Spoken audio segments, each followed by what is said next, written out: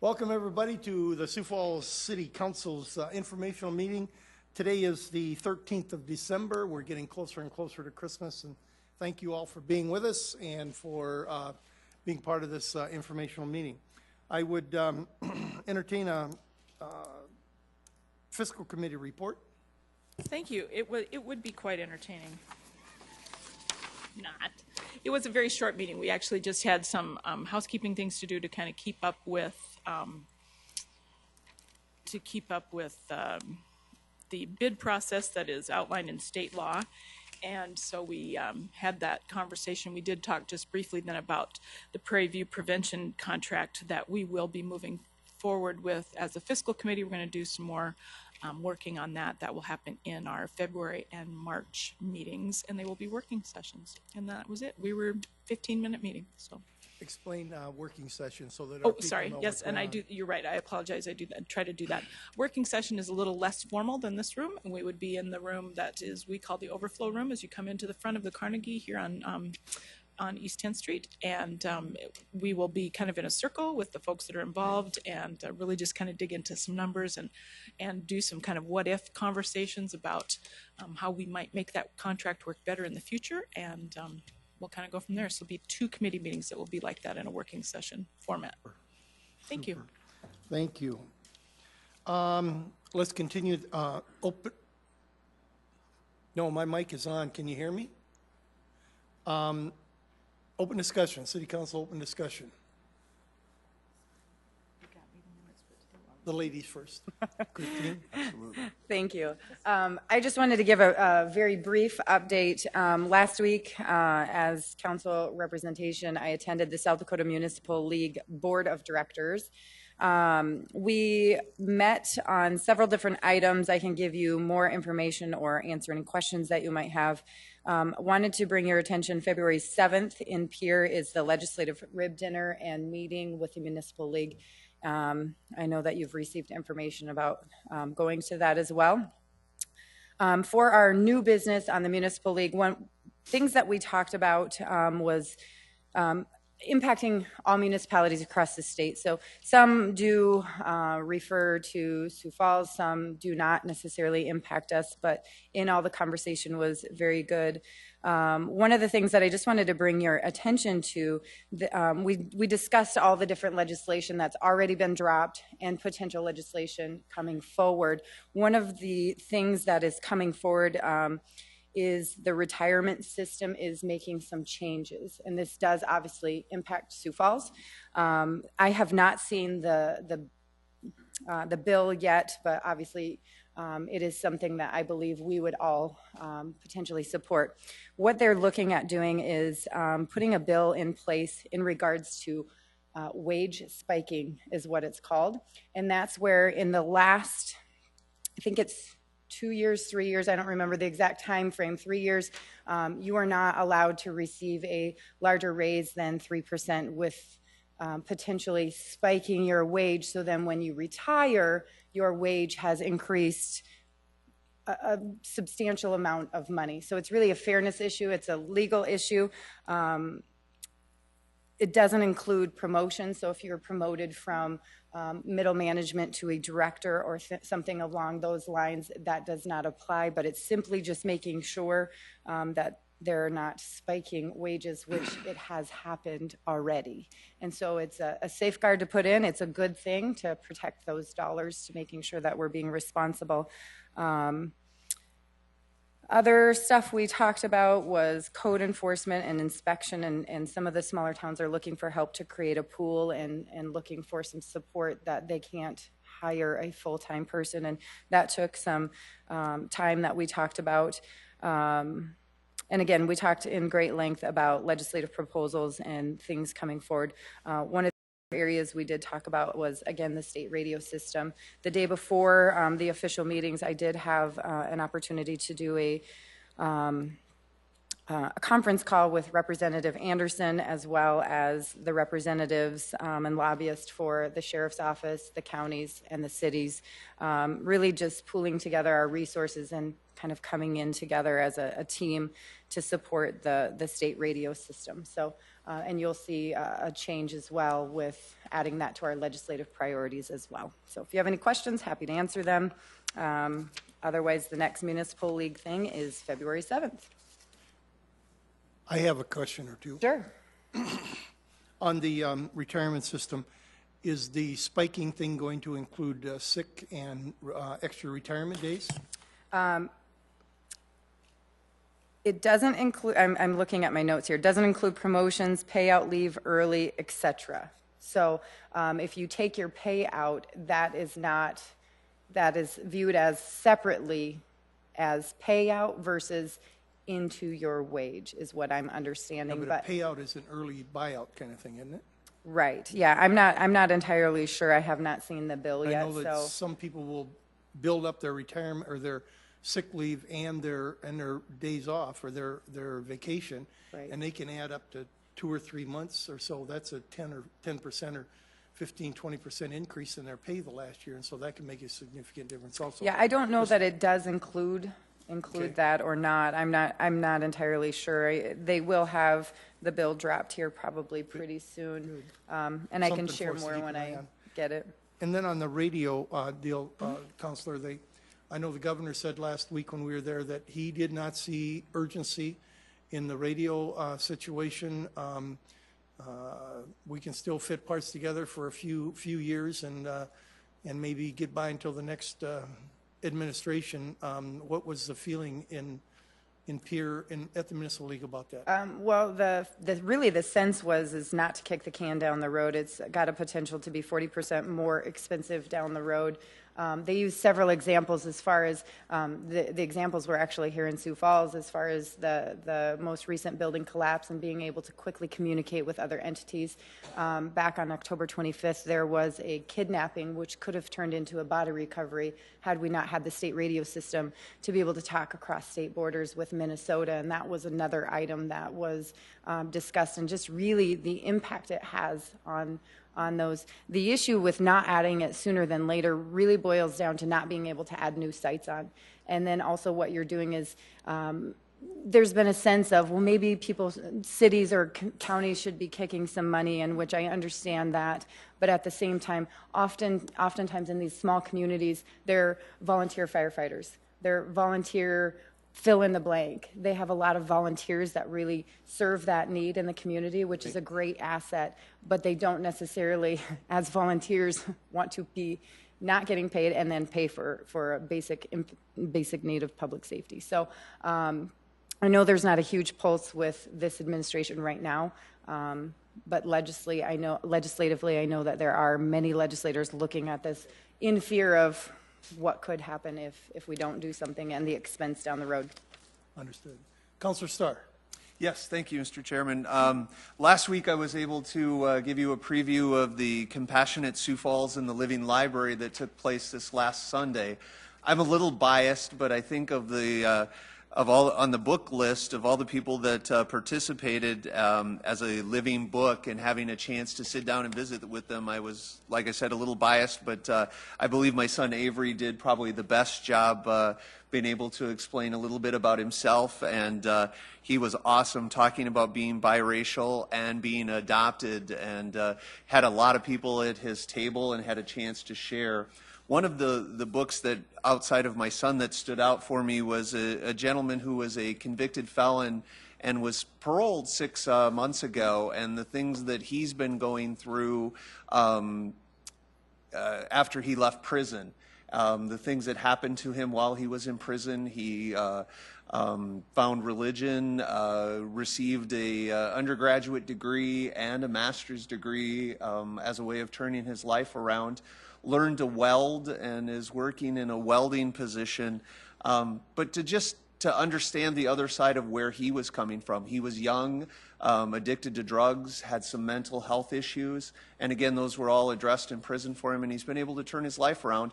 But being able to sit down and visit with him, it wouldn't have been someone I would normally approach at Marlin's when I was having a cup of coffee. And really, the Living Library provides that opportunity to talk as a community, to get a chance to know where we're all coming from and that we're all taking that journey in life. And some of us got it together a little sooner than others, and some are putting their lives together, and some are being very successful where they're at. So again, being able to do that. So I would like to thank the group Compassionate Sioux Falls and putting on the Living Library. They plan to do another event in February. Somehow my wife got talked into maybe being a book and talking about what it's like to be a parent of adopted children. So she'll be a book in February.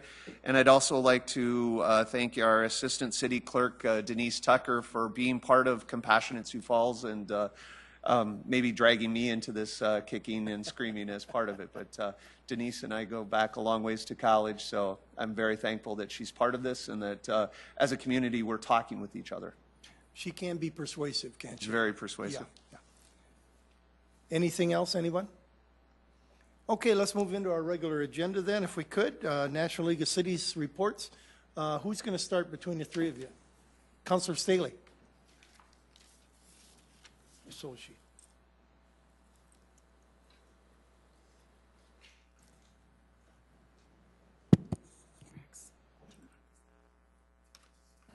When she starts. This brings back the old days, public input.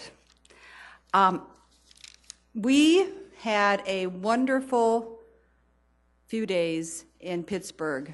You see Pat Starr, Tom Greco, and Greg Neitzert. It was a time of fellowship within our relationships, but also we had a chance to really expand our knowledge of what other people are doing across the nation. And three things that came out to me as I was going to these workshops, three words: trust, transparency, and citizen involvement. The first thing I'm just going to briefly touch on some of the many workshops we went to. There was one called Rivers and Roads. And on this one, we got the next, we took a tour down the Allegheny River and got to see the developments that they're doing. They've taken the old steel mills along that river and turned them into sporting complexes. Right here, as you see, I wanted to talk about this. They've done some beautification, some wonderful things, but here we have a homeless encampment that they pointed out. Actually, I was very impressed with how that community is embracing all different types of people. There is not an effort at all to push out the lowly and the helpless. They're trying to really embrace people and lift them up there. But I mean, it's certainly not perfect. You want to keep going, Jim. And there we see the Pittsburgh building made out of glass, beautiful Pittsburgh paint building. And this is the tram that they have. They have two of these that go up the side of the hill. And just a view of the many bridges that they have in that community. So that was really a delightful experience to see what they've done. That's the little cruiser that we went on. And then the second thing I wanted to talk about, we heard a presentation called Crystal Lagoons. And this is a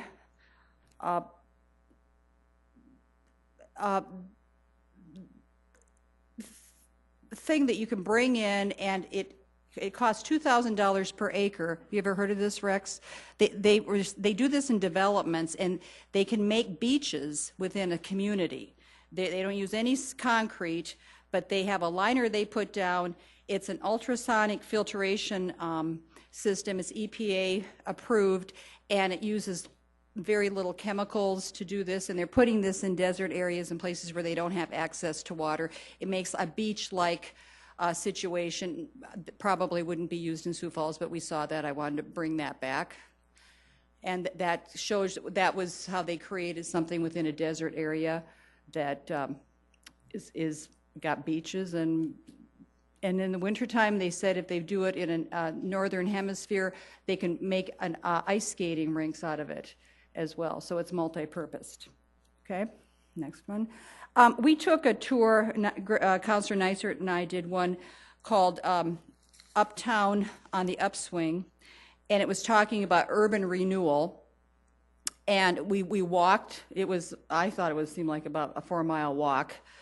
It was a long walk, but they took us all along their business area, and you can see that and there's a few more photos, that they're dealing with some blight, but they're working to beautify this area. And one of the things I thought was interesting is they're working to have a canopy of trees. They want low-hanging branches on their areas. They're looking for green spaces within the downtown area, and they also were talking about using those solar speed signs to try to slow the traffic down. Especially, they've got these congested street passageways that can be somewhat dangerous. And another thing that I didn't put, I don't have a picture of this, but we had a presentation on criminal justice reform. And there were officials from Tallahassee, Florida, talking about how they've started a program where any adult that's arrested for a misdemeanor can go into this program. It's called the diversionary process. The people pay $350 to do this, and it's only for first offenders. They have to be willing to have a background check. They have an individual assessment, a drug screening, and if they don't finish it, then they're prosecuted. But they've developed this as a way of keeping these first-time offenders out of the system. And I was impressed that they said that 83% of the people who finish, out of that, 93 of them do not come back, they don't repeat their offenses. So I thought that was very interesting. Thank you. Okay, next one.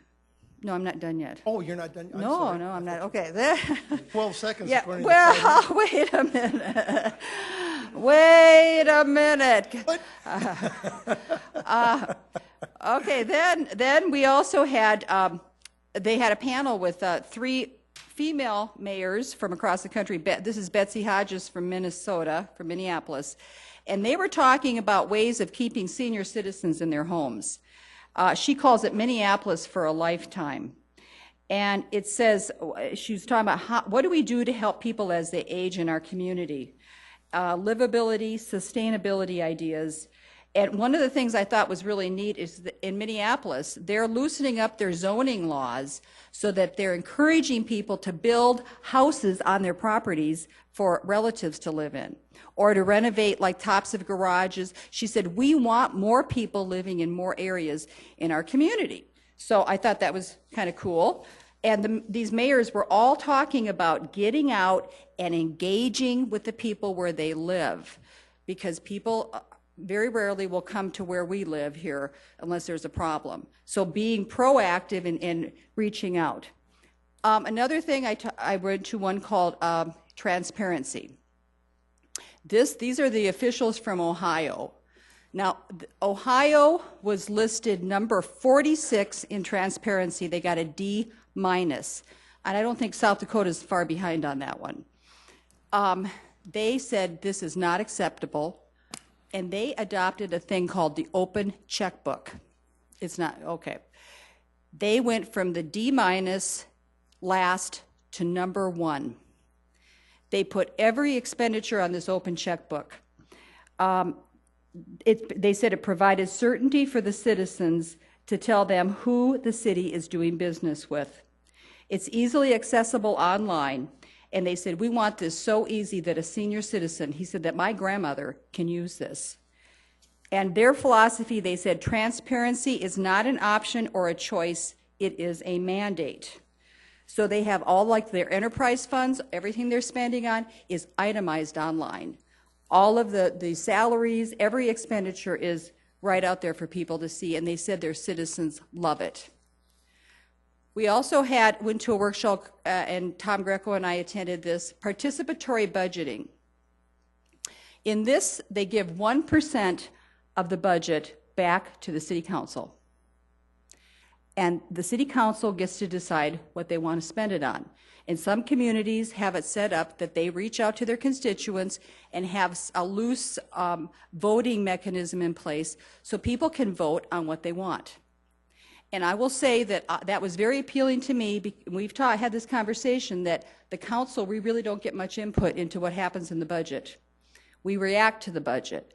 But if something was in place where we were each given, let's say, $50,000, $100,000 to put towards the things we think are important for our constituents, I think that would be really, really cool. And then we also went to a workshop called How to Prepare for the Next Recession, how San Diego rebuilt their infrastructure when they went through a horrible downturn. And interesting in that one, in the San Diego one, they pay for their sidewalks for all the residents. Thought that was kind of interesting. So anyway, it was very enriching, and I have the speed sign because this is dear to my heart. I think we should try this more in our residential areas. I ran into a vendor there, and you know, I brought this up at the budget time, but I even got a lower price for these if we ever want to bring more to Sioux Falls. So that's my presentation. You know, I found that those things are way off in speed, telling you what your speed Yeah, well, are anyway. Only for me.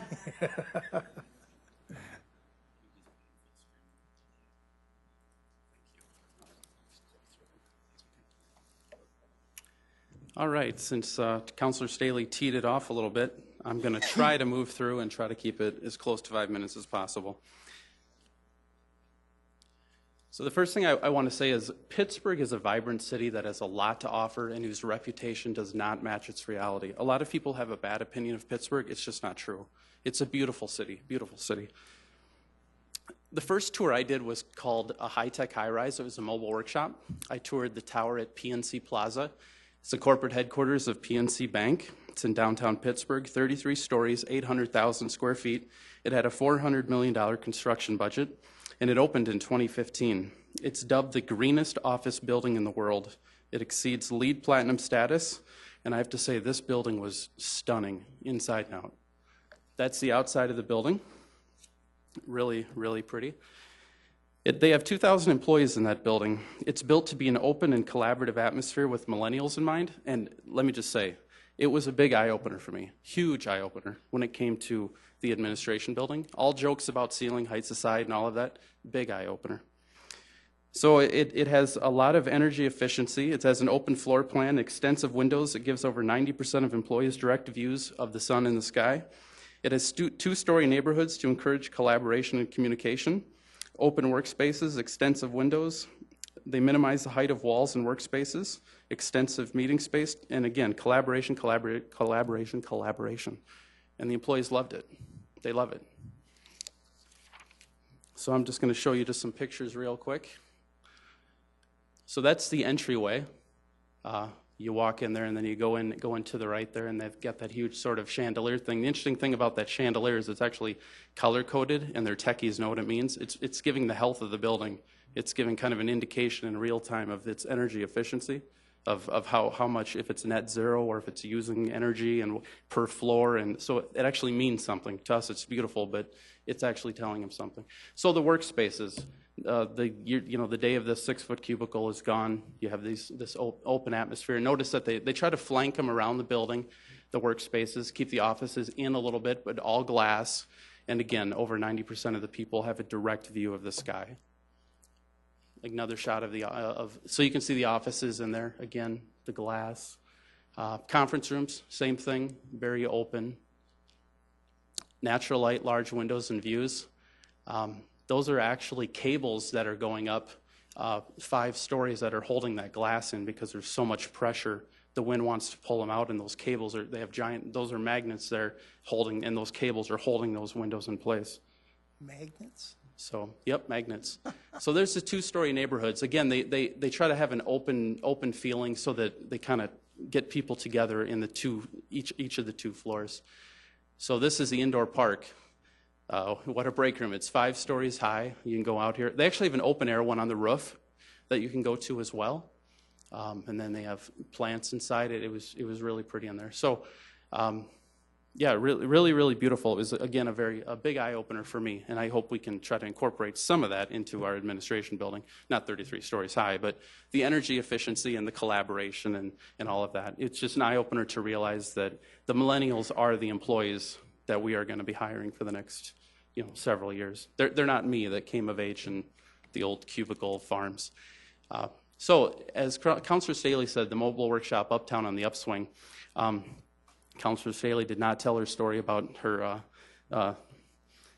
Public Works Department with the and saving a lady who was in high heels that couldn't quite make the walk, but maybe she can tell you about that later. But so that was pretty interesting. So anyway, this neighborhood had deteriorated for years. It had crime and abandoned buildings, and there was a concerted effort by the city to try to turn it around, and they're getting there. A lot of it has been revitalized. There's still some blighted areas. They created an overlay zoning district. They were very negative in Pittsburgh, as were other places, on surface parking. That was kind of interesting. It's considered wasted space. Not that you can't always, get away from surface parking, but one of the things that they talked about is parking should not be on the first floor abutting streets and sidewalks. It's considered dead space. You don't want parking there. So even in the mixed-use buildings, parking on the first floor is okay, but they want you to push it back, and they want storefronts on the front. You want to hide parking as much as you can. So there's the Pittsburgh Penguins Stadium. Didn't get to go to a game there, out of town. So again, the other thing that they talked about to revitalize the area is a complete streets policy needs to be supported and expanded there. Concentrate on multi-mode transportation. It's critical to dedicate open spaces, plazas, and park areas in urban areas to break up those hardscapes and encourage people to recreate together, get people to kind of come together, the people that normally wouldn't be visiting together. And again, trying to decouple development from parking, not having these hard limits all the time of, okay, you have so many units, you have so many square footage, therefore you must have this much parking. Trying to get common parking spaces rather than parking lot here for this building, a parking lot here for this building. So, next one was the Main Street USA. This was just a class. What I learned there was to take downtown and other areas to the next level, we need to be aggressive with slowing traffic down, narrowing streets and lanes, and making it multimodal, and we're already going down that track. Pedestrians and bicycle modes will not expand beyond a small niche if people don't feel safe. High speeds and wide roads are not conducive to safety or feeling safe. So we're on the right track with Phillips Avenue and the Main Avenue Road Diet, but hopefully we can expand those road diets throughout downtown where it makes sense. Diverse boulevards, less concrete, soften that environment with green. So what can we do in those boulevards to make them really pretty? And they did talk about thinking about seamless connections between the bike trail and on-street facilities. Some places you're just not going to be able to have a private bike trail. So how can you make that signage really make sense and make it really easy for people to kind of use both? So there's a dedicated two-way bike lane. We might not be quite there yet, but it's an example of something that they do to make those bicyclists feel safe downtown. So some other sessions. Millennials, again, they're our growing constituency. They're going to be our taxpayers. They're going to be people that are going to be coming to us. We need to think about them. Bike sharing, it can work in smaller communities. Start small, for example, in downtowns. There are some communities our size or even smaller that have done it on a very micro level, downtown or near college campuses. And then manufacturing, we learned about was it's not this dirty, greasy thing anymore. It's a high-tech, robotic thing. It requires education, and we need to figure out how to get young people the skills so they can go into that. Rebuilding San Diego, prioritizing infrastructure. The big takeaway, we must continuously, relentlessly prioritize infrastructure, boring infrastructure, roads, water, sewer. When you get behind, it's very hard to catch up, and it's very painful. Routine condition assessments on infrastructure is critical. As you all know, we are doing that with our streets and cameras and pipes, and so we need to support that. Officials must always be careful not to let core infrastructure suffer because of the shiny new object syndrome, new buildings, convention centers, etc. As they pointed out, no one has a ribbon cutting for a pothole patching. So, preparing for the next recession, use stress testing to model and determine how much to have in reserves. By the way, 25% reserves is outstanding. 16% is the recommended. Many communities have 0. But the one thing they were talking about is rather than just picking a number, it's good to do stress testing to figure out what real number do you need. And the other takeaway was know in advance when and under what conditions you're going to use reserves and agree on it. Don't wait until there's some sort of crisis and then you're arguing about whether or not this is the appropriate time to dip into reserves. A big light bulb moment for me, enterprise funds provide a firewall to prevent elected leaders in cities from raiding money set aside to fund core infrastructure to use for non-essential items which can get a city into big trouble. So that's one big good thing about the enterprise funds, keeping that money locked away for our sewers and water, so there's no temptation to take it and use it for something that we really don't need. And so just finishing up, an open collaborative atmosphere is a way to go with our new administration building. It's a paradigm shift again for me. A lot can be learned when you listen to new ideas and perspectives. To be a successful leader, this is what kept coming up, kind of the theme in many of these sessions. You need to listen to your constituents, engage people where they live, play, and work. Don't wait for them to come to a council meeting or an open house. Go to them. Include key stakeholders and encourage an open dialogue, and remembering that we are there to serve and represent citizens and not to dictate and command. The other big thing was Sioux Falls has a lot to share. This wasn't about just going and learning. This was really about bragging about our city. Some people are just stunned at the health of our city in many ways. So part of it was just sharing our story as well. So it was a two-way street. So anyway, I want to thank the council and the city and the taxpayers for allowing me to do this. I learned a lot, and it's going to help me in the future. Thanks. Thank you, Counselor. I didn't bring the pretty picture, so I'm going to stay here if you don't mind. Or would you prefer me at the? Yeah, go on up there. We want to see your pretty face. I think these two ruined it for the rest of us who have gone to these and not given a formal PowerPoint presentation. So we will not. If they didn't, they did for me as well. So. Yeah, they were not memorable like these. It's like being home with my kids. Who did what? I was really excited to be part of the National League of Cities. There were over 3,000 elected officials from across the country that participated in this conference. And the biggest takeaway for me was the ability to share stories of what we're doing in Sioux Falls, as well as being able to hear from other people from around the country. A lot of the focus was on Pittsburgh, and because that's where the conference was located. A lot of the seminars that I attended were what they called mobile conferences, so you got a chance to be on a bus, take a look at the city. One of my favorite class that we took was called the Corporate Connection, but it was in a building in a part of town that had affordable housing. The housing in that area was originally built for Civil War veterans.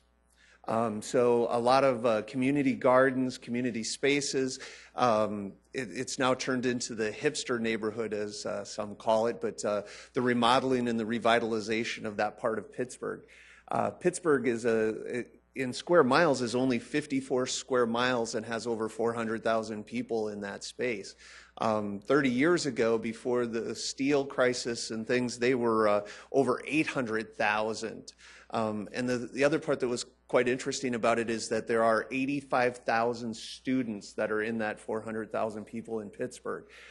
So one of the conference or breakout sessions that I went to that talked about Pittsburgh being the education and medical economy that drives their community. So the combination during tough times, the medical community and the education community always seem to do well. They survive recessions and tough times better. But as part of that, we got to go to Duquesne University, Carlow University, the University of Pittsburgh, Carnegie Mellon University, and Chatham University. It was a very busy morning of getting a chance to see some things. But again, back to probably my favorite session of the week was called the Corporate Connection, and it was that relationship between nonprofits and corporate agencies. And those of you, all of us have served on different boards and different organizations here in Sioux Falls.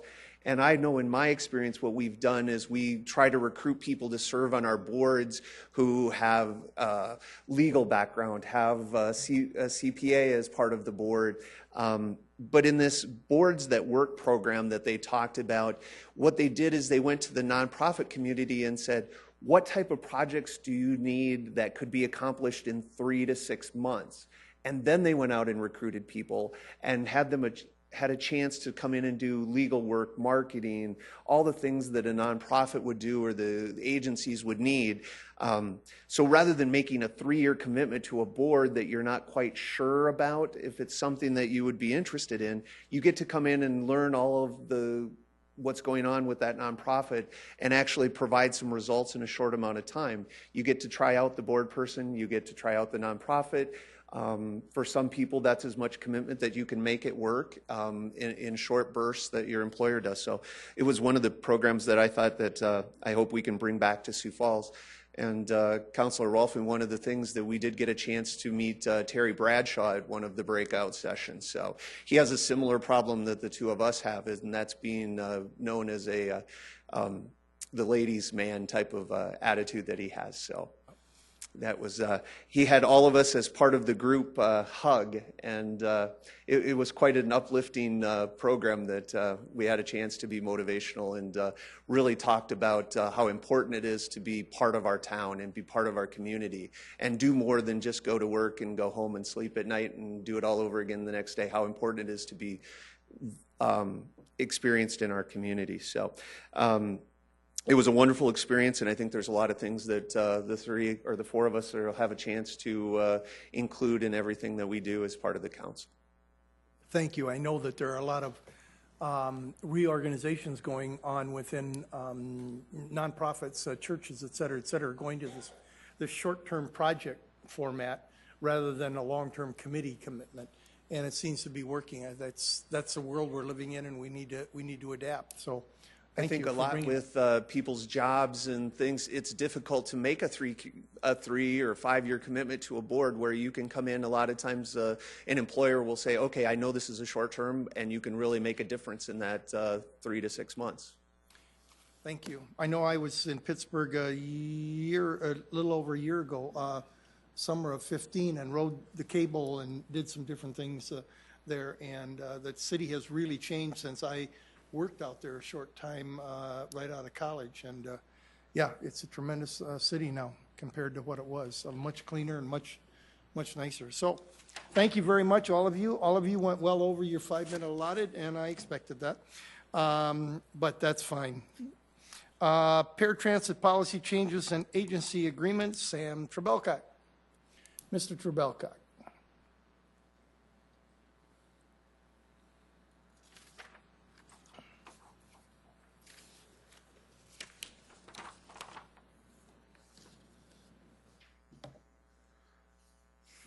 Afternoon, Sam Trebelcock, City of Sioux Falls Planning Office. This afternoon, I'm going to talk to you about agency funding agreements and some changes to our paratransit policies. In large part, this is in where we're trying to and implementing some of the policies of our transit development plan, where we're trying to reduce the number of paratransit, the cost of our paratransit system. And so this is part of that implementation items, and in future council meetings, you will have some agency funding agreements with Dakota Abilities and Lifescape included. I'm not sure if that'll either be on the meeting of the 20th of December or that first meeting in January. But we are continuing to work on those, and I'm going to take you through those funding agreements and the reason for those, and then also talk to you a little bit about a paratransit policy change that's connected with that. A lot of this, again, is creating efficiencies for our human service, creating efficiencies for the human service agency program trips that are involved within the city here. First of all, what are those human service agency trips? A little bit of background. I've talked to you guys about this before. Agency trips are trips provided by Sioux Area Metro that are mandated by another government program. Agency trips are not trips provided on behalf of the individual client. So these are just specifically these agency program trips. We also have talked about an agency rate. An agency rate is allowed by ADA regulations that in part states transit entities may charge a fare higher than otherwise permitted by this paragraph to social service agencies or other organizations for agency trips. Those are trips, for example, guaranteed to the organization. We've talked about some agency rates as a possibility to help with this. We've decided not to do that for this year yet, and I'll tell you why as we kind of go through this. But that's something that we're still looking at as we move forward with implementation, though.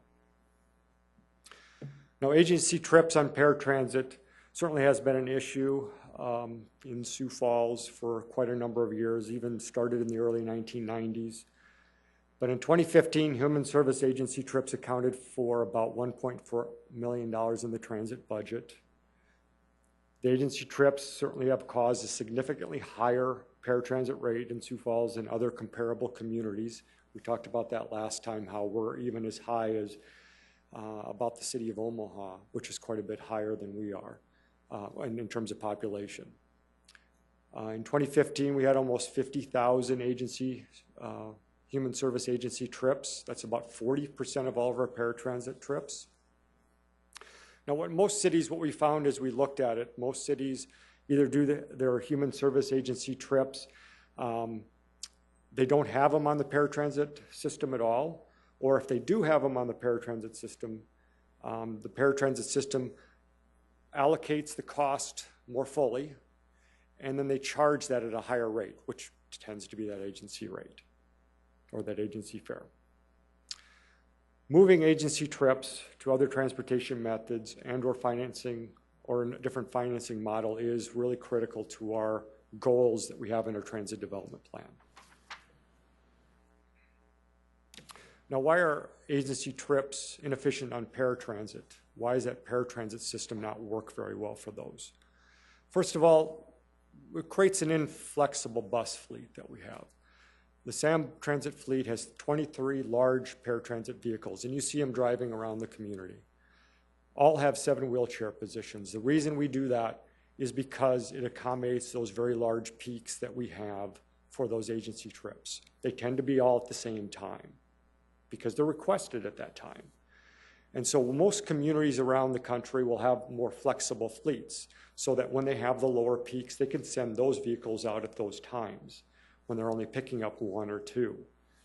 That's something we'd like to try to get to, but we are really, because of our peaks, we need those vehicles at those peak times, and so that's why you'll see at non-peak times, large vehicles driving around with very few people. Also, the trip cost is artificially low, of course. So there really is no incentive to create an efficient transportation ride for those human service trips. When all the rides, regardless of their length or the time that it takes to do those rides, are all the same cost and very artificially low. In this case, for us, is $2.50. So we've had situations where a request has come in saying, we'd like to do a different ride because we've just bought some additional property that's 5 miles further out, and we'd like to send those program trips up to that area. Obviously, it's going to cost us more time, more money, but we have to do the trips under the paratransit model. And why is it you have to do that under the paratransit model? Again, the requirements don't fit those services. FTA and the American with Disabilities Act require that those trips are completed in a similar manner, similar in timing that a person would receive on the fixed route bus system. Typically, that would make a lot of sense because paratransit's parallel to the fixed route system. But when you're doing with agency program trips, it doesn't make a lot of sense because there's other ways that could be done. It's not equipped for that kind of service. Those services were provided even before paratransit was available. So it's for individual trips that it makes sense when the person needs to get to a specific area and doesn't have agency resources to utilize as a part of that.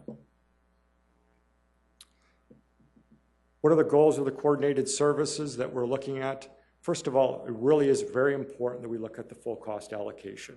What really is the true cost of this service? We're never going to get to any kind of efficiencies unless we do that. And the cost effectiveness. So it's really necessary that we begin to look at that to avoid and eliminating duplicated efforts and wasted resources and look for those cost effectiveness and increased access for consumers. Also, it's really important for continuation of services. We want to make sure every single one of these individuals that's utilizing these program trips, they rely on those trips very much. And we want to make sure that as a part of this, this system that we're looking at, that we can create a sustainable situation for anybody to utilize. And the way we're headed right now, and this is not just Sioux Falls by any chance. The next item that I have on the slide there is statewide coordination is really necessary here. Rapid City has the same issue that we do, and many other communities around the state have the same type of issue. Although they don't have paratransit, they do have a coordination system or a coordinated transportation service. And so resolution of this will be important to ensure the sustainability of transit systems across the state. And I want to really stress that. That's important that we look at. And I've talked to others that are having the same issue. So what is the solution? We want to start transitioning some of those agency trips off paratransit, as we've started to do. We want to utilize community coordinated transportation services, which is also people know as river cities. We want to develop that cost share allocation. As I mentioned before, no agency fare yet for 2016 is recommended. Instead, we want to work towards some agency funding agreements. We really think if we look at that, moving those agency trips to other transportation methods and we're developing a new shared financing model, again, is critical to implement the transit development plan strategies. So agency financing as a part of that is really important because then they have skin in the game. They start looking at that as part of the cost of doing business. If they don't, then we're back to those inefficiencies. And that's what we're looking at as part of these funding agreements. The CCTS pilot project is just finishing up. 6-month pilot project started about June or July. It started with 3 Dakotability homes, added Lifescape rides in August, and then we had about 5,200 rides that we'll do this year as part of that service. It saved about $100,000 to the City of Sioux Falls when you look at the cost that we included, plus what the cost would have been on paratransit. In the end, we ended up paying $10 a ride, which we started out looking at about $7 plus a little bit additional for startup. But we had to guarantee 350 rides, and we didn't get up to 350 rides. So that's part of the reason it cost us a little bit more, but we still saved about $100,000. With this pilot, though, the agencies didn't pay any costs, and that's what we're going to change with and we needed to change as part of the 2017. So with the 2017 budget for CCTS, we're looking at Dakotabilities could do 763 rides per month. I just talked to Dakotabilities this afternoon as we're finishing and looking at negotiating the agency agreement. Right now, they're actually looking at doing the rides themselves. So they might not be included in the CCTS budget, but they would do 763 rides themselves. Lifescape would do 896 rides per month on CCTS, which would overall be about 20,000 rides next year, 4 times the number of rides that we did this year outside of paratransit. It's going to be about $18 a ride on CCTS. We'll do about $8.50 a ride. We have a grant that will cover about $4.80. The rider will cover $2.50. The agencies will cover $2.20, which we talked about as the gap. We think that's important that they, again, contribute to part of this system. Going through this entire thing, we would look at about $388,000 savings to the Sioux area metro budget compared if rides were on paratransit. So we think this, again, efficiencies, cost effectiveness, trying to look at different ways of doing things will be successful looking at it that way. The Dakotabilities funding agreement would be for about $77,000, regardless if they're on CCTS or if they do it themselves. It's for transportation, those agency trips. We would start out actually paying them a little bit more because they don't have money in their fiscal year. Their fiscal year goes July to July. So we'd accelerate that payment a little bit up front, but we'd still cap it where it would be at $8.50 per ride for the year. Dakotabilities from this would pay $20,000 per trip cost on CCTS if they did it that way. Lifescape, same thing. We'd look at about $92,000 to $95,000. We're still trying to work out exactly the same the number of rides that we'll have next year. Again, $8.50 per ride. We're also looking at the potential of $23,000 up front for startup costs for capital because an additional bus might be needed. But some of that might change if Dakotabilities doesn't need the additional service or will do it on their own. That'll be worked out by the time you see the final funding agreements. Lifescape would pay about $25,000 next year in trip costs then. In order to ensure that we keep those rides on CCTS or done in a different way.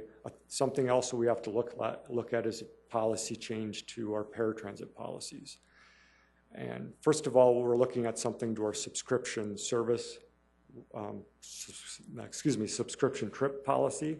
And what is a subscription trip? A paratransit trip that is reserved for a person at the same time on the same day for a designated period. A lot of times it's for a long period of time. So they go at the same time all the time. It helps us a lot of times at paratransit. It helps the paratransit staff, Sioux Area Metro staff, because they don't have to plug in somebody all the time. But the thing is, when it gets to be too many, it doesn't leave the ability for somebody else to get into the system. So one thing that we're looking at is, the issue is that currently we have about 80% of our trips as subscription trips. FTA recommends no more than 50% if it affects your capacity. So Sioux Area Metro is able to provide service to right now to non-subscription trips that are not for subscription at its current capacity. It can do that. But anything beyond that, it would have to increase its capacity, add more runs, add more buses and more drivers.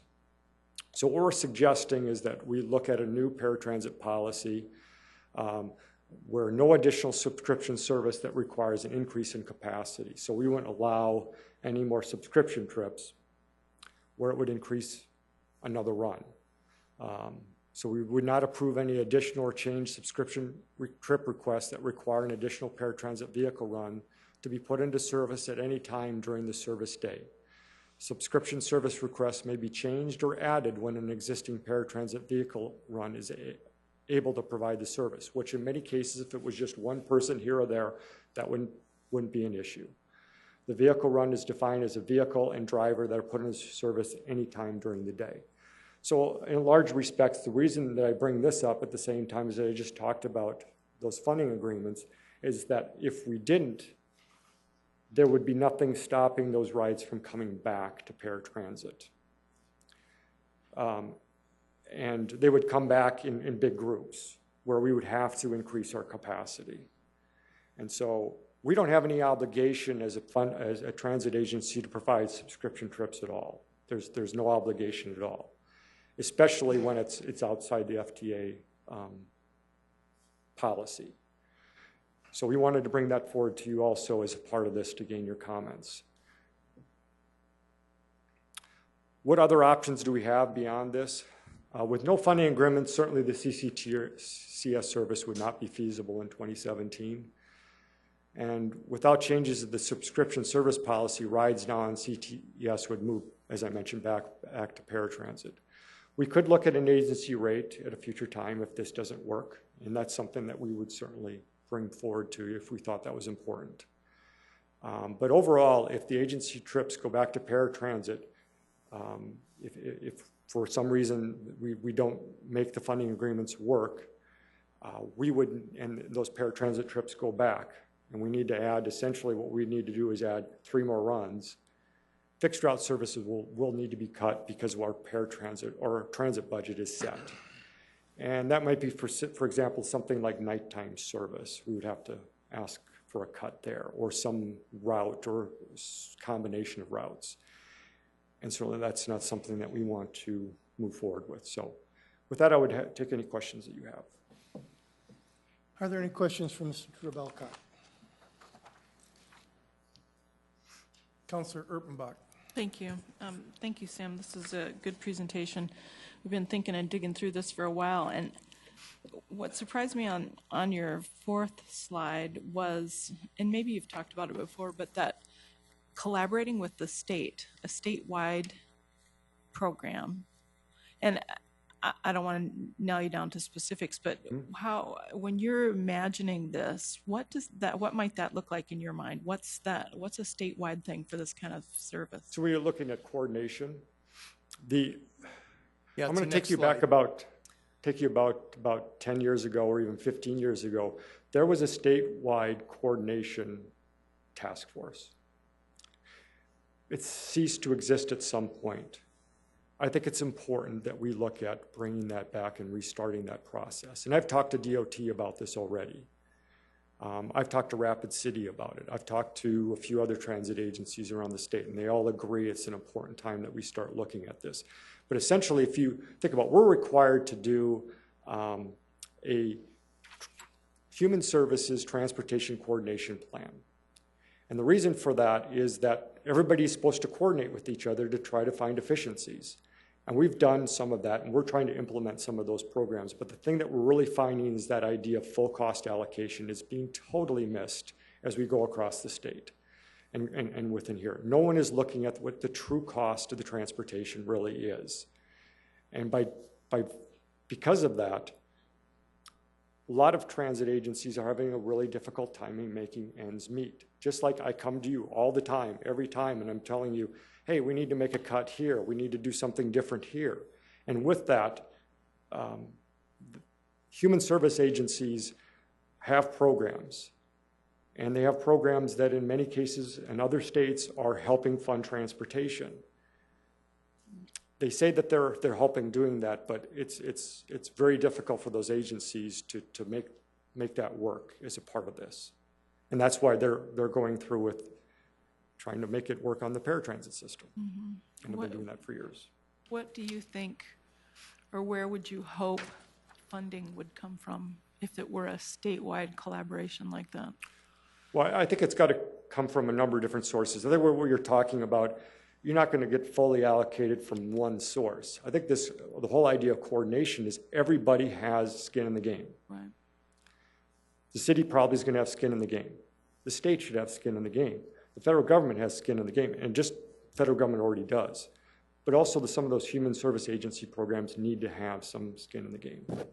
In a lot of cases, what the major part of the rides that we're dealing with, it's that Medicaid Choices Waiver funding. And that's Medicaid funding. 50% of it is Medicaid funding. Mm-hmm. The agencies or the state will tell you that they have the funding already included. The agencies don't agree. Right. I'm not sure who's right. Didn't realize you were getting into social services when you went into transportation planning, did you? I didn't. Thank you. I appreciate your insight. Yeah. Councilor Kiley. Thank you. And thank you, Sam. It's a lot of information to absorb. Yeah. So I just want to go back and make sure I understand things appropriately. I think in the third slide you stated in 2015 almost 50,000 human service agency trips were provided by Sioux Area Metro Paratransit, which accounts for more than 40% of all paratransit trips. So of those agency trips, what percentage of those would be considered to be subscription trips? About 100%, yeah. Yeah, that's what I was assuming, but I you know what they say about making assumptions. Yeah. Well, then later on you state, and now it's even smaller print, so bear with me here. Yeah, sorry about the print. I think I have my I'm going to do that readers. differently next time. Sioux Area Metro currently has approximately 80% of its trips on subscription trips. Yeah, so you're talking So about that. about half of that, then, is it safe to assume about half of that is from the agency trips then? So if we eliminated Well- agency trips, took care of them through other means, Mm-hmm. it would drop that down, our subscription trips from 80 to 40? Yeah, I think that would be pretty close. Is that? Yeah, it would certainly significantly reduce them, and I think that's in that range, yes. Okay. All the more reason to work out the agency trip Right. situation. One of the things that we want to ensure is, and that's what FTA has that policy in place for, is that to ensure that there's access for people that require the service, whether or not it be for a medical trip, whether or not it be for a shopping trip or anything else at times of the day. And when they can't get that trip, it's an access issue.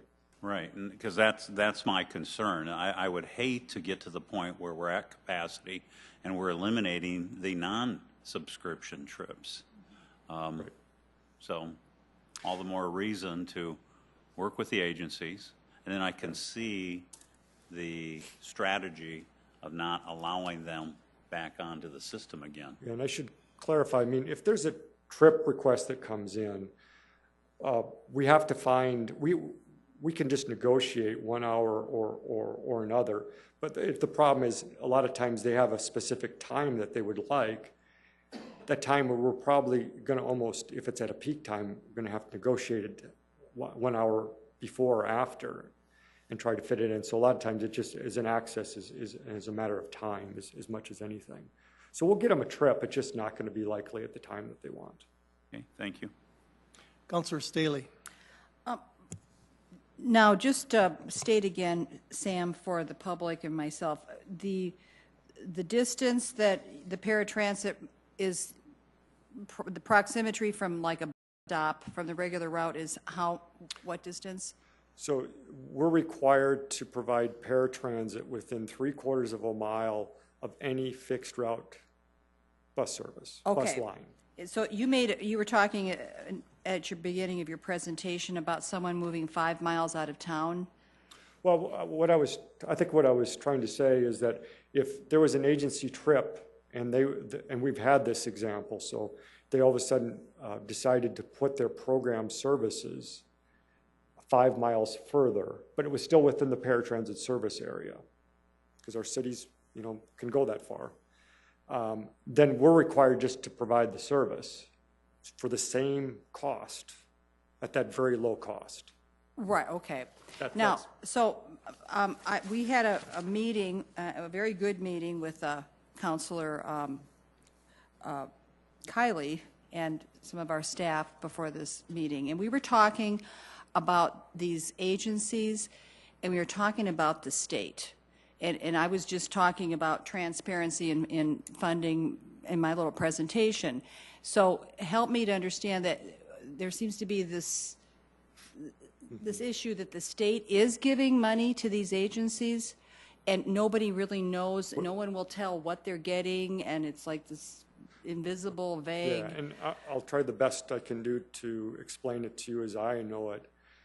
They provide a certain amount a day for all the services that are required for that program, because they're going for a program. In a lot of cases, they'll have staff there that help them for rehab staff and other things, and then services. So within it, they might get like $110 a day, and I'm just For everything. For everything. Somebody else might get more than that or less than that. What South Dakota Department of Human Services says, certainly transportation is eligible and it's included in that daily rate. But the question is, How much of that is allocated? the, And from what I also understand is that they are in the process of starting to look at and show what the costs are by service level or by each service. And there's a term for it, but I'm forgetting it. And so that could be helped with that. But Human Services, again, continues to say that transportation is included. but there's no community in South Dakota that is, or have we looked at other communities to say, well, they're getting $15 a trip, or where it might be more defined?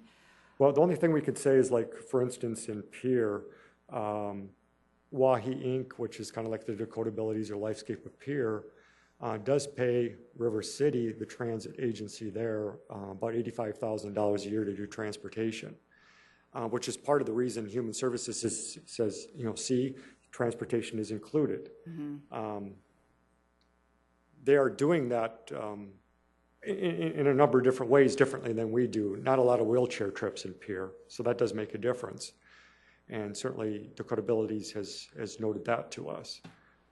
So it is a little bit apples and oranges when you compare the two, but that's what happens there. But, so you're still in negotiations with these other two companies to, Dakota Abilities and Lifescape, yes. moving, We're close with Lifescape. We're pretty close with Dakota Abilities. The only thing that really changed with Dakota Abilities today is that they said that they were really looking seriously at doing the rides themselves.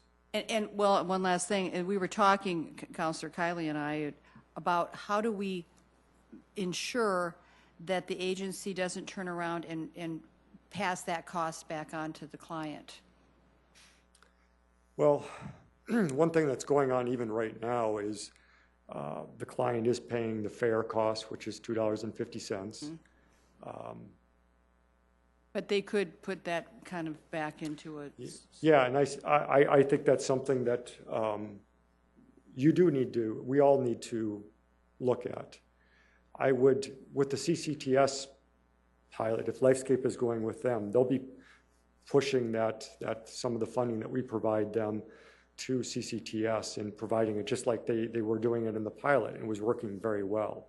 So by virtue of the results of the pilot, we think it will work very well in the way Dakota Billies will do it. We'll receive documentation for them based upon what's in the funding agreement that says you need to document all the rides that you're providing. So if they're providing all those rides, they should be doing what's required of them. Councilor Neitzer. Can you tell me, do agency trips by definition start or end at the agency, or is that not necessarily true? They start in the morning at home, they end in the morning at the agency. That's where the program services are at. And then in the afternoon, they start at the agency and they return back home to their home. So by definition, it's getting you to the agency and then back. It's not the agency on your behalf scheduling you a trip from your house to the doctor or something? No, they schedule those trips. Yeah, but they schedule them, but it's to and from the agency. Yeah. Okay.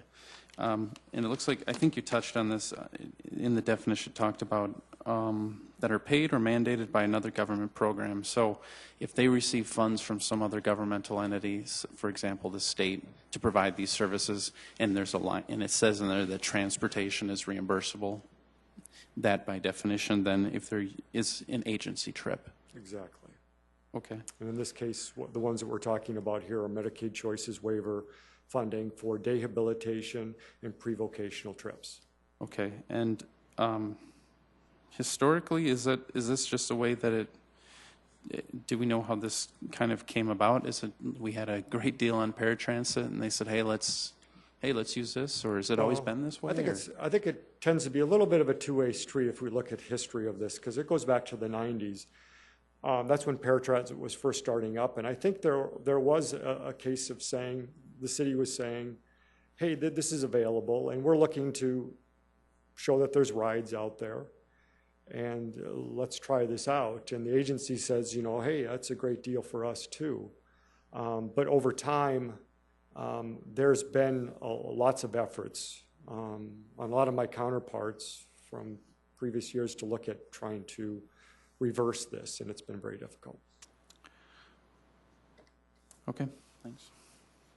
Sam, I know, just a couple of comments. I know that you've worked hard on this, and I know that although our transit system and our transit budget, assuming we make some changes along the way here, is going to be okay for probably 7 to 10 years.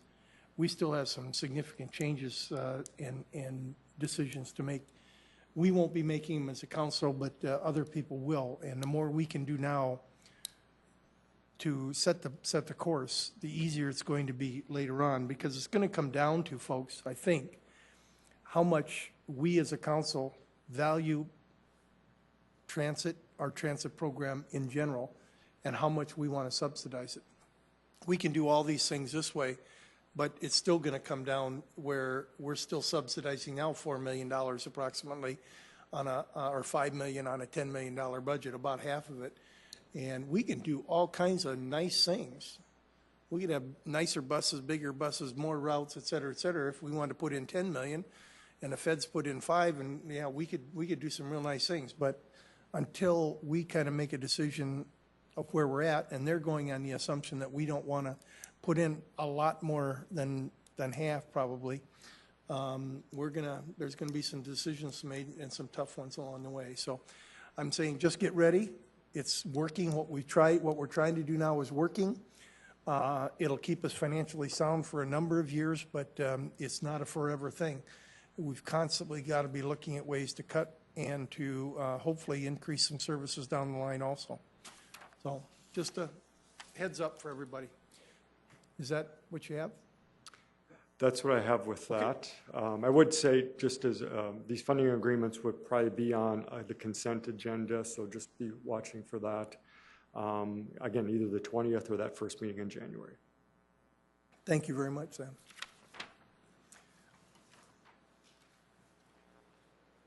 You want to, you're going to just stay up there and talk to us about contract for management and operation of Sioux Falls Transit.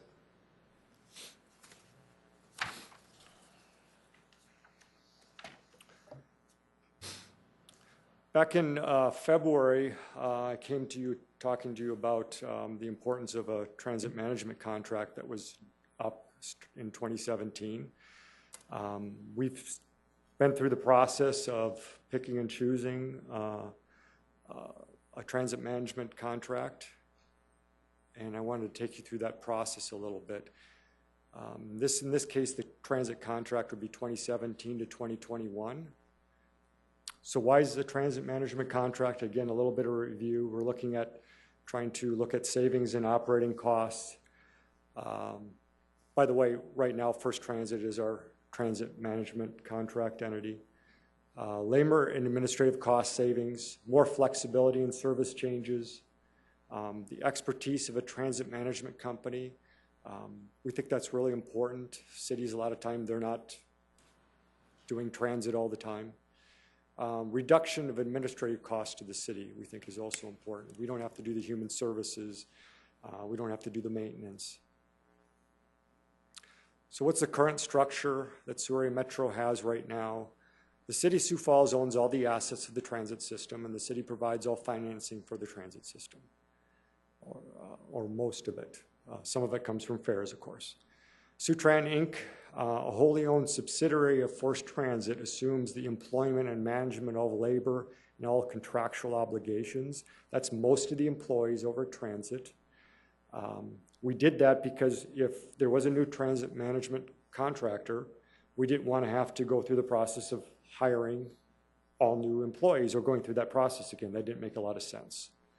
First Transit provides the management expertise, providing the general manager, was Eric Meyerson, who's here today, and other assistants from their corporate offices. So we'll talk about a little bit how that's going to work in the new transit management contract, how we can be able to utilize some of that corporate office support and expertise also. The proposal review team, including planning, attorney's office, financing, a member from our public transit advisory board, and also Councilor Kiley from City Council here. The process was on February 9th, I met with you. That was the first time we talked about this. We submitted an RFP in April. We had 2 proposals that were submitted. Just like last time that we did this, there was only 2. There's not a lot of contractors out there for transit management. Management for proposal reviewed by the team was done in June. We actually looked at the proposals and reviewed them. The interview was on June 28th, and so was the decision. We were able to make a decision that afternoon after morning interviews. The management contract was developed by the city. It did take a while. We went through all the different team members, attorney and finance, to try to raise the bar a little bit. As you guys, as council had discussed what it was important to do. And then we did some negotiation with First Transit in October and November, and at PTAB it was approved unanimously at their November meeting, which brings us here to today. So why First Transit? What is different in this new contract? I'm going to talk about that in a few minutes, but why was the First Transit proposal better than other proposals? And I think, certainly, I don't want to speak for everybody, and certainly Councilor Kiley, if you'd like to speak on this too, you can. When we read the proposals, we really felt like both proposals were strong proposals. We felt, confident in the contractor with First Transit that we had now. We also felt that there was some really strong things about that proposal that we read with McDonald too. During the interviews, though, in the morning interviews, we really felt there was a clear distinction.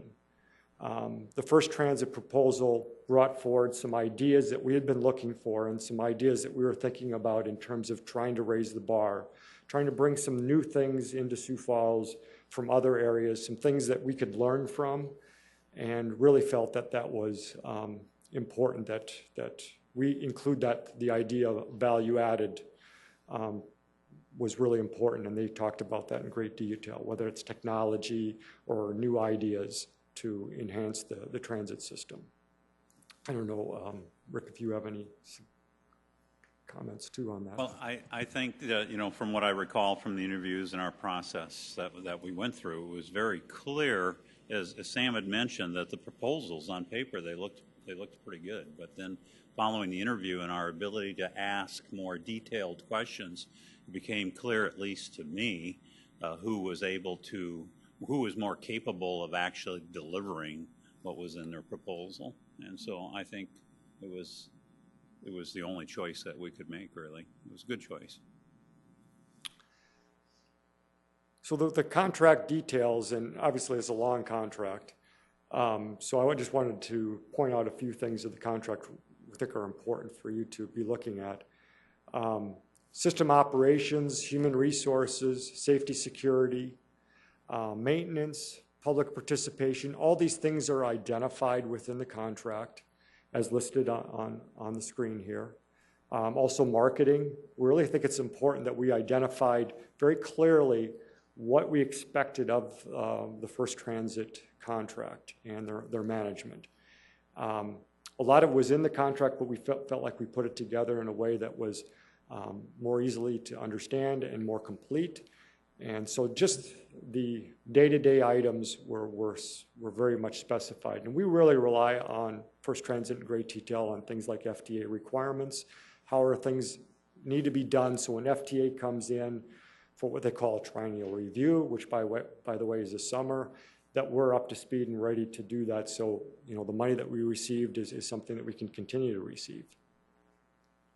But I think one of the most important things, as I mentioned earlier, is the idea of the added value projects that they were suggesting and the way that we included it in the contract. So at no additional cost, First Transit will furnish advisory and technical assistance at the transit system to assist the management team in the management of the transit system. The regional vice president, that is someone that's in the corporate offices and is somebody that's assigned to us, will provide a minimum of 1 location visit per quarter. We didn't include specifics before, we included it this time. And the advisory and technical assistant needs and additional location visits by support staff will be determined annually through a work program. So we're going to identify that early on, and that's something we can certainly keep you apprised of what we're looking at doing for what kind of things should we be looking at to improve the transit system and start bringing from other areas of the country. And try to improve the way we do things here in Sioux Falls. So the regional vice president and the general manager will work with the city to develop that work program. This is the First Transit annual management fee by year, and what it includes. Certainly includes all the compensation for the general manager, and that's the only person that's located here. That's Eric Meyerson. He's located here at these offices, but it includes all the compensation. It includes expenses for recruitment, all costs associated with professional development, labor negotiations assistance, which is really important for us, attorney assistance, and then certainly there's a professional fee. They don't take any profits. They just take a professional fee as a part of this. So in this case, you can see what the annual fees will be through 2021, and then if we do have the possibility of going 2 additional years, but each year we would bring that to you, asking if you would like to re-up that agreement for that additional year. This year, our management fee is $167,000, so it gives you some idea. You know, obviously there's a little increase every year. With that, I would entertain questions. Councilor Staley. For those of us that are new to the council, I would like, Sam, if you could give us a history of the transit management. First, I have 2 questions, so that would be my first one. And then the second question I have is, the transit, the bus drivers that are not city employees, No, and they don't have any vested interest in like retirement or pensions, they have their own system for that. but not with the city. So there'd be like paramedics plus, Yes, sort, except we don't own the ambulances. We own the buses. correct. Okay, so then how about a little history of the management of the buses? Yeah, just a very quick, and I can do even more than that if council wants eventually. I did that on February 9th, but obviously you weren't here. So for years and years, transit was private up until about 1979. And that's when the private transit ceased to exist. And so the city said, you know, there's really importance for this. We need to do this. So we're going to take over the system and own the assets. But, you know, we don't have any idea how to run it. And so that was kind of the initial transit management contract, was back in 1979. And from that period forward, we've looked at transit management contracts about every 5 to 7 years with different and various transit management contractors. And up until, I think, First Transit, with different names, has probably been our transit management contract for somewhere around 15 to 18 years. No other questions? It appears to me, it appears to me we've got about a 4% increase each year. That's kind of what was negotiated in there. And that, you know, that's, I guess, high, but according to inflation, but reasonable on this kind of contract. So that's good. We know what our costs are for the next 7 years if we want to keep the contract going that long. I will inform, if I can, the council also, my fellow councilors, that I've been very involved in this transit situation, as you know. And I went to these guys and said, is this the time that we should be taking it over ourselves? Should we, as a city, take it over? And I was thoroughly convinced, once they got done telling me the facts, that that the management system is the way to go. If you think about it, things that unintended consequences, if you will. HR said they'd have to hire at least 2 more people to take care of the HR situation with that. We'd have to hire someone like Eric to do that. We'd have to do a number of different things that are going to far exceed the $169,000 or $7,000 that we're expending now for the management contract. Plus, we would not have the benefit of a national organization that can bring in, as Sam said, other ideas, people who know what they're doing and that kind of thing. So it has been explored, it has been studied, and the size city we are, maybe if we get to 400,000 someday, we can look at it again. But right now, it would be financially would not be a wise move for us. So I just wanted to bring you up to date on that. Was I correct in what I said? Yes, I think so. Okay. I would bring up one other point, because tonight is the actual management contract approval. So if you have any questions between now and then, certainly I can answer them then too. But Okay. Did you have something, Counselor? Yeah, something that just occurred to me. So when it comes to something like maybe new technology, or, you know, making the fare boxes, new gadgets and things like that, so who invests in that? Is that the city or them, or? it would typically be the city, because it's part of our assets. Okay. But anything that we're working towards in making that happen, certainly the staff there, and also gaining support from the corporate headquarters at First Transit, that's something we could glean from. Okay, so if they know that there's a better way in which we can get something done, they can bring it to us, and then we could make the capital investment, and then they can implement it? Yeah, and that's what we're looking at trying to do, in the idea of value added, and doing that work program every year and trying to do some of those things. Yeah, I was just thinking if there's incentives for them to try to find ways to make it, you know, work better, cost savings, things like that, where they know better than we do, and they can bring it, that they have incentives to bring that to us. And Yeah, there isn't a specific incentive in the contract because they have a management fee. You could do a different contract like that, but it tends to be, more complicated, and they usually can take a certain number of the profits, and that's just not how we've typically done it. We look at the management fee, and then we look at redoing the contract every so often as part of the incentive. Sure, I was just kind of getting at, is there, would it be something where it'd be easy to just kind of stick with the status quo if it's just a fixed fee, or is there some other reason that they could say to you, hey, there's a way you could save a lot of money here? My experience in working with First Transit and really all the employees over there, they're always looking for ways that we can better do things more efficiently, and if it's within the cost, that they want to try to do that, because it just helps what they're able to do every day. Okay, thanks. Councilor Staley, one more? And this is just a housekeeping thing. I would agree. I do like to take notes and save these, but the print is Too small. It is, yeah, real small. I asked this younger I was man trying to here, go he whether agreed I it was should small go for to him 2 too. slides a page or 6 or, I don't know, it's fine with me. When I went to 4, it didn't save the slides at all. You guys are starting to catch up with me, it's fun. Anyway, appreciate it, Sam. And Mike, take care.